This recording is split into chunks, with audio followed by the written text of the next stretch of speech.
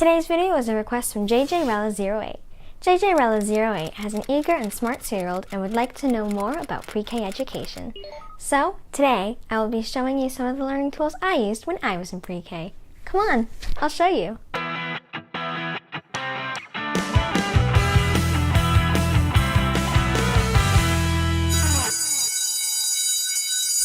Hi, I'm Kaitlin Smith.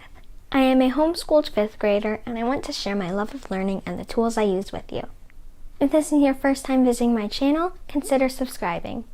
Everything I will be mentioning in this video is linked in the description below. My first learning tool is Leapfrog.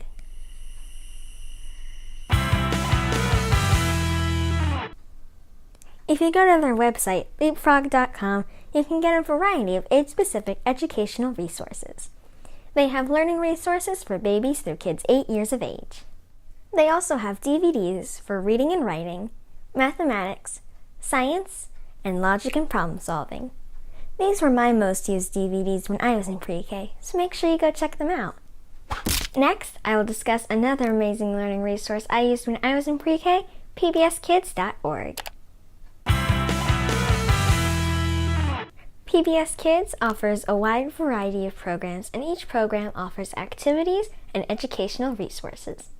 My top 3 favorites were Sid the Science Kid, Super Why, and Word World. Sid the Science Kid encourages children to think, talk, and work the way scientists do.